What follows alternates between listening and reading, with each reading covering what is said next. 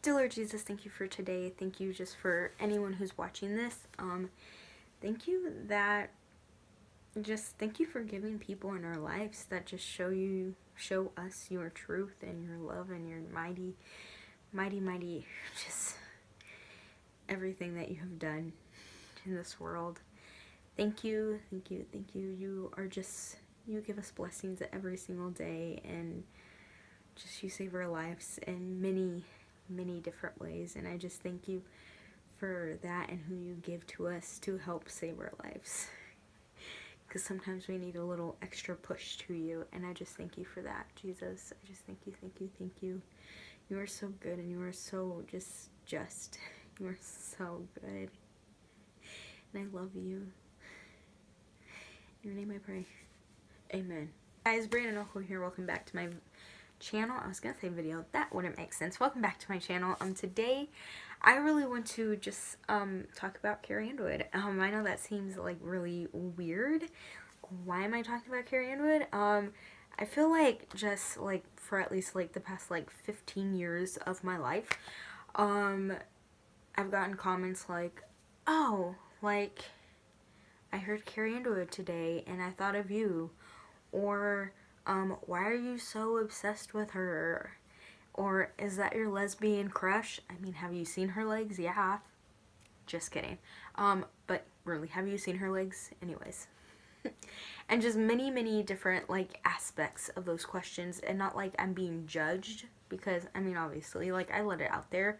I literally have a hashtag on Instagram, hashtag Brianna is too obsessed with Carrie, and I created that like my freshman year of high school, I think, and I think it just, I don't think I had an Instagram that year. Never mind. Like junior year of high school, that makes me feel really lame. But anyways, I just want to kind of, the thing with Carrie Underwood is not an obsession, but it's more of like, just, I don't know. I'll get to it. Warning, I think whenever like I go into really depth on how I feel about Carrie Underwood, I kind of get really teary-eyed. Don't make fun of me. It just happens, and it's okay. It's, like, I already feel it's happening right now. Let's get to it. So, I'm just gonna start at the beginning. I am very ashamed. I didn't watch her Idol season, and I know I'm the worst fan in the world. So I didn't watch her Idol season, but I remember back in like 2005, or was it 2006? I don't know. I remember hearing Jesus Take the Wheel for the very first time, and in my mind, like, first of all, this is still when I was like super like childlike faith. I was like, oh my gosh, like I love Jesus is awesome. I mean, he is, but you know, like the childlike faith. So when I heard that song on the radio, on a country music radio station, and I know like country radio probably has like the most like Christian artist, I guess. Like, I mean, worship music obviously has the most Christian artists, but you know, like country radio artists aren't, country musicians aren't afraid to show the faith side, you know? So it wasn't like that strange, but I was still like, oh my gosh, this lady is singing about Jesus on this song, and it's playing on the radio, and it just made me the happiest person in the whole entire world. So since that point on, I remember buying her first album, Some Hearts, and like just falling in love with her voice. Like, I was like, oh my gosh, her voice is like unreal. Unreal. So from that point on, like, I remember being in 5th grade, and like people would ask me, who's your favorite singer? I would be like, Carrie Underwood. My favorite singer. Like, in my house back home in California, like, we don't call her Carrie Underwood, we call her Carrie. She's a household name. Just being real.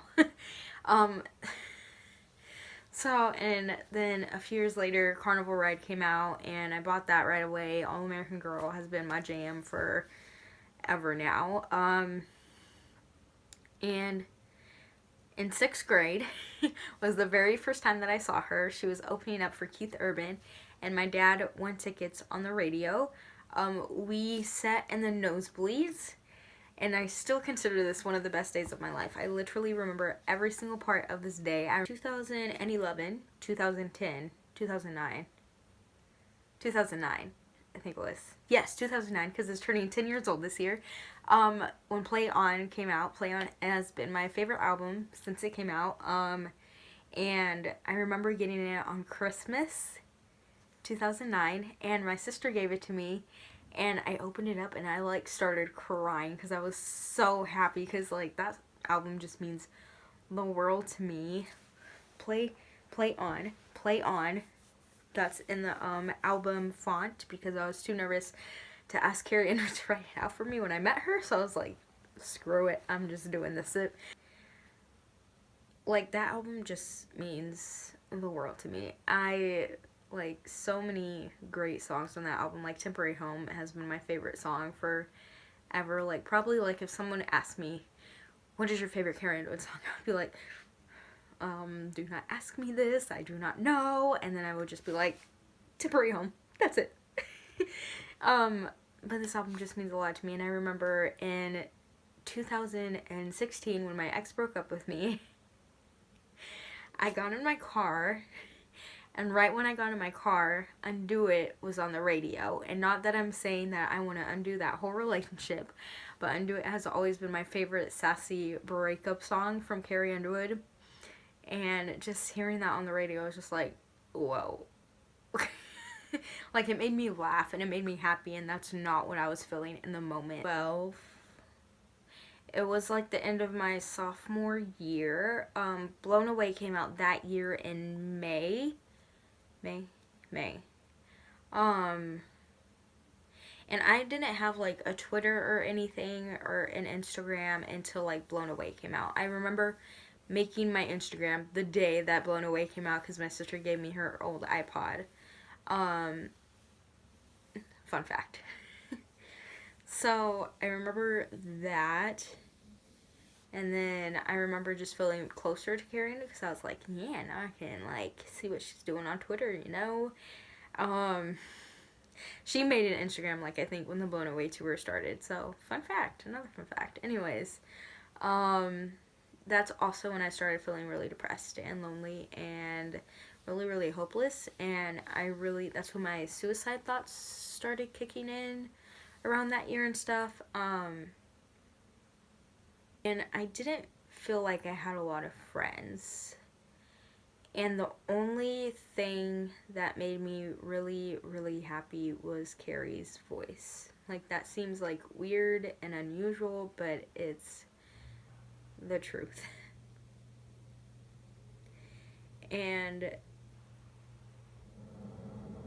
I walked away from God, because I didn't feel like he was there anymore. I was just like, well, this is really exciting, but where are you? Because, I mean, here I am feeling suicidal and I want to die, and you're not here to rescue me. Where are you? And I remember just at like these moments of feeling like very suicidal, I would turn on Carrie's music, and I had like a whole playlist of just like Carrie songs, and whenever I would push shuffle, the first few songs that would come on is like Temporary Home and Jesus Take the Wheel, and I was just like, why? I just want to listen to like her fun songs, like Last Name or something, you know, like something that's gonna make me smile and not something that's gonna make me think and cry my eyes out. So that's wonderful. Also, at this time of my life, I needed something to distract me, because I started self-harming and I started my eating disorder, and I just needed something to distract me. One of those things was her music, and it was also social media. Social media became a big thing in my life. So I created a fan page on Instagram. If you remember those good old days, if you had an Instagram for Carrie Underwood, I was Shine Your Light. Hi. I actually deleted my Instagram in 2015 right after I met her, because I was like 21 or 20. I was only 20.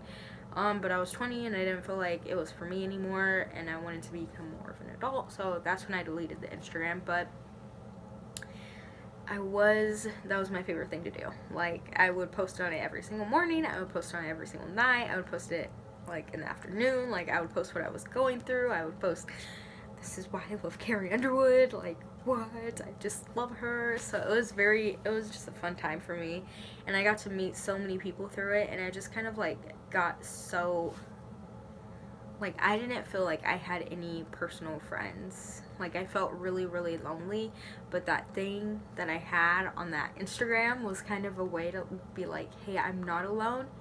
I'm not alone. Like, this is crazy amazing. And it just felt so good to get away from the real world and just get away.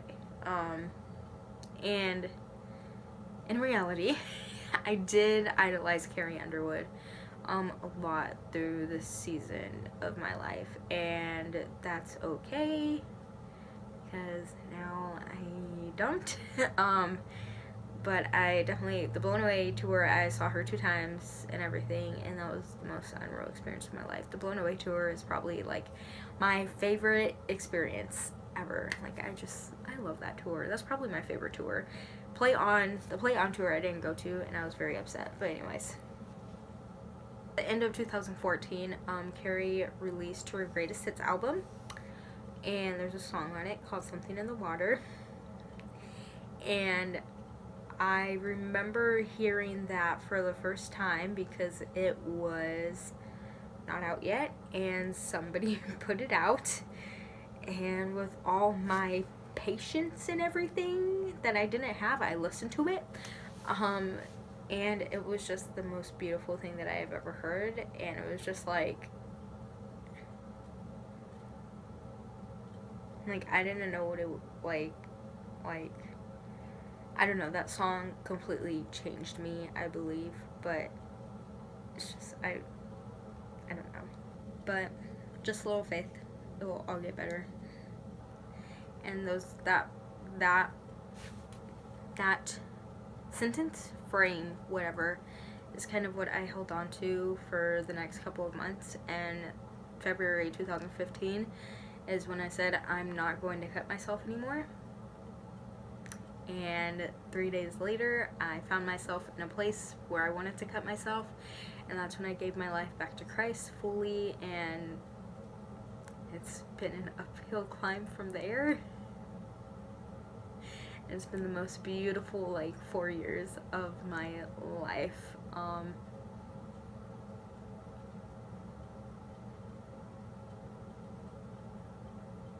It really has. And I'm very, very thankful that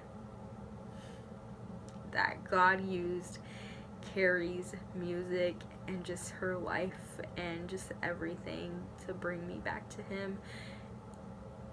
It's crazy to look back.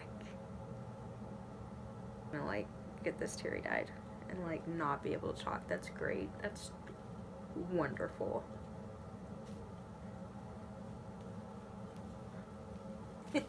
Anyways, yes.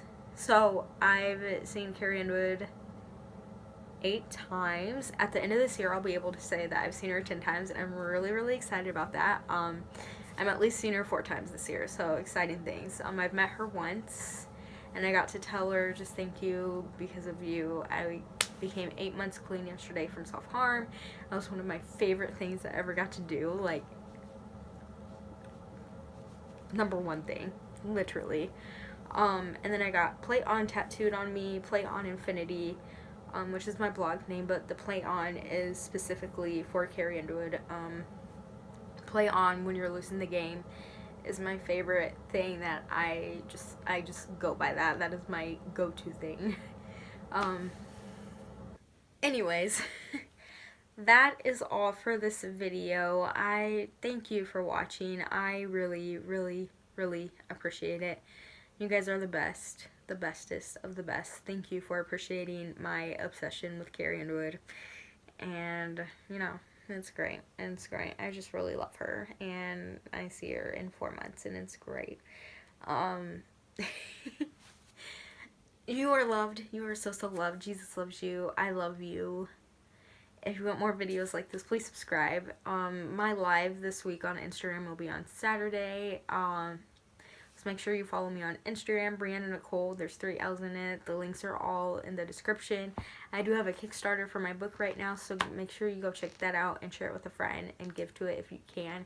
You guys are just amazing and so loved, and bye!